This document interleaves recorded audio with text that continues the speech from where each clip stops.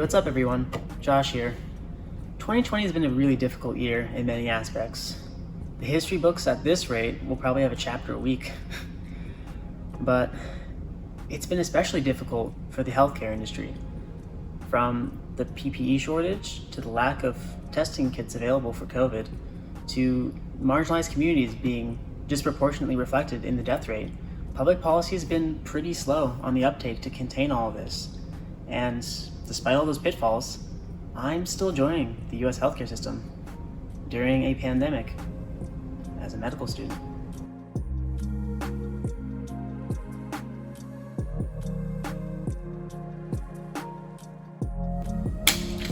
Coming to you from Chicago, I just want to clarify what this video series is and who it's for. First off, I think it's just for anyone remotely interested in what's going on right now. I really hope my videos give you an inside perspective as to what's going on in the healthcare field during a pandemic. I think a lot of behind the scenes stuff doesn't really make the front page news anymore. Second, medical schools are obviously undergoing curriculum changes to accommodate social distancing, and this really affects us as students as well, as to what we can do and can't do. And it's to protect us as well as those we come into contact with. Third, hopefully these videos provide you perspective as to whether this lifestyle is for you, because the impending changes in the healthcare system might not be suitable to your attitudes that you have at this current time.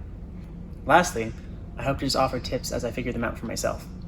I'm by no means a perfect example, but hopefully by watching me you'll learn what to do and what works effectively, and also what to avoid and absolutely not do.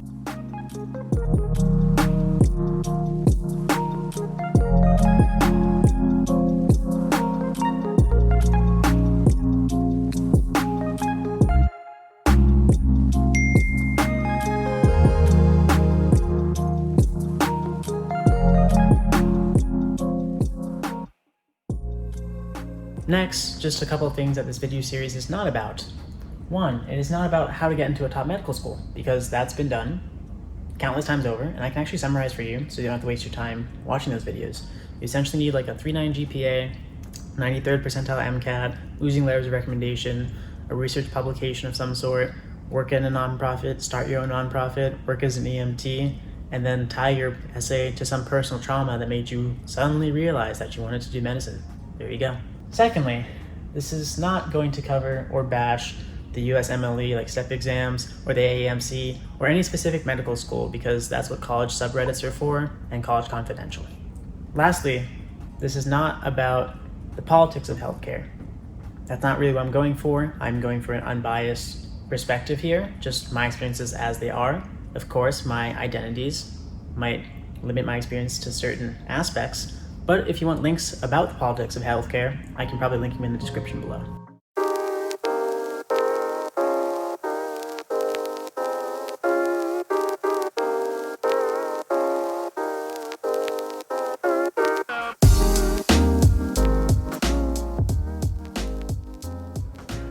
So you might be wondering, what does a schedule of a typical medical student look like now during a pandemic? Well, sharing my screen with you, you can straight up look at what I have to go through. This first week's a bit of an exception. It looks like a lot, but trust me, it wasn't. This is purely orientation. So there's a lot of welcome speeches, a lot of panels, a lot of virtual meet and greets, and some organized virtual games. They tried their best, but I really haven't gotten to meet a good portion of my classmates, even at this point, about a month into medical school. But yeah, this was the first week, just a lot of orientation stuff, speeches, working out with IT, some technical issues just to get the ball rolling to be accommodated to Zoom. The second week is where things really started. They are color-coded based on, I guess, the topic. Real quick, the most important ones, the purple ones are specifically like biology that can either encompass biochem, genetics, cell biology, occasionally chemistry. The blue ones are health and society, and that's usually about maybe diet and nutrition, access to healthcare, the business of healthcare a little bit, things of that nature. These pink ones over here represent clinical medicine, and traditionally those have been in person. You go to a clinic, practice your patient interviews, take a social history, medical history, perform a physical exam even, but obviously with COVID, those have been switched to virtual. And this one over here though, marked with the house, that means it's in person. So I've had one in-person session in the month that I've been in medical school. Everything else has been virtual. And to practice your telemedicine skills, it's been pretty useful, but I still feel as if it's kind of like taking your permit test without having actually driven a car, but then they make you an Uber driver, you know? I feel like that's kind of what it's like, or what it will be like once they let us loose. So those are the important ones. These yellow sessions are just intro to like the topic or like the next block of material that we'll be covering. The green one here is like ethics discussions and like legal cases that we specifically have to know so that we don't make the wrong choice and get sued. These gray ones are called problem-based learning. It's kind of like Grey's Anatomy, minus the and all the fun stuff. But yeah, they give us cases and we have to try and diagnose a patient based on the little information we have and decide what tests to run. So that's pretty cool. Although they do give us like access to like a computer so we can like search up all the long words that we don't know what those mean yet. So as you can see, first week, very biochem heavy, cell bio, and yeah, a little bit of clinical stuff mixed in there.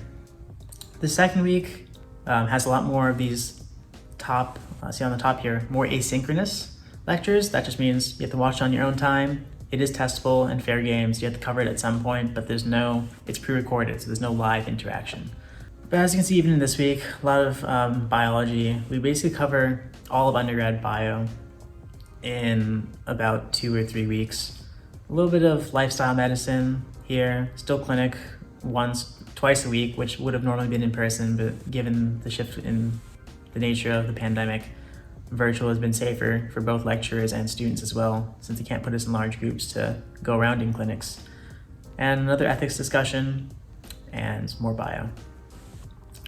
Third week was pretty busy. Again, just to clarify, this is specifically classes. This doesn't account for like student clubs that you may be involved in, research you're doing on the side.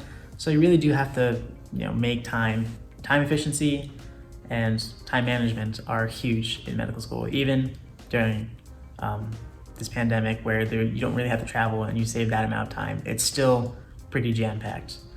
And then here we got this green one here. We got trained for CPR, which I think a lot of people have done before. Nothing new, just really long. And then this thing here, ECMH, that's a clinic that you're assigned to for all 4 years. And what that means is you can either be assigned to family medicine, internal medicine, or pediatrics. My personal one is pediatrics, and that works out to be once every 2 weeks. You actually do go in person, so that's still at this moment in time planned to be in person starting next week. To manage that clinic, usually they're in underserved areas, free clinics, and yeah, you kind of pick a few patients and stay with them for the duration of your medical school, and possibly longer if you really do connect with them and do a great job. And the week before the exam, a little light, but specifically they just crammed a lot of biochem in there for specific diseases, mechanisms, clinic again, twice a week. And MDM is more, statistical analysis of disease prevalence, which is super relevant right now. But the week of the exam is super light. There's like office hours, there's review sessions. Definitely they prepare you. And also it is also very heavily influenced by how much you study. I think I study maybe 3 hours a day outside of class. On top of, I still have time to go to the gym, go on walks. There's like a nice park nearby. And yeah, meeting up for I'm only in 1 or 2 clubs, but they're very, very limited activity right now, just given what they're capable of. And then lastly, the exam at the end of 4 weeks. So every 4 or 5 weeks, there's a huge exam on all the material that you learned. And what that means is usually 120 question test, 90% multiple choice, 10% open-ended. The open-ended is more, the ethics and legal cases that we've studied, and everything else is multiple choice, kind of like the STEP exam, which is now pass-fail, kind of like the exams that we have. It varies by med school. Some of them rank students based on numerical score. It's like pass or high pass, but it'll depend largely on where you're located. And moving into this week, the week that I am recording this, kind of light, just a lot of new biochemistry stuff. Some of it was review, like pharmacodynamics was, how a neuron works essentially. So a little bit of review. But yeah, this week's been pretty light, which is why I've been able to get a lot of filming in. That's pretty much the academic schedule that I've come across for the past month. I hope this really prepares you for what you're in for, possibly for next year, even if it is virtual. So some questions I often get from friends and sometimes family, is do you feel safe and do you feel prepared? The answers to that are yes, I feel safe. If you follow social distancing and wear a mask, yes, there is a shortage, but I think my school's been pretty good about providing at least the basic surgical masks. N95s are still really hard to come by, but with distancing, hand washing, and mask wearing, I feel pretty safe as a student, even interacting with patients sometimes. And they will disclose to us if there is a COVID patient and typically not assign us that. In terms of prepared, not really. Although we have learned some important things, like I definitely know how to take vitals now, and that's done through, so you take temperature, respiratory rate, pulse, and blood pressure. And please be careful out there and wear a mask, because kind of like a bike helmet, it only works if you wear it. If you're still watching, thank you for making this far into the video. Let me know your thoughts in the comments about other topics you'd want to see, and hopefully I can cover them in the time that I have.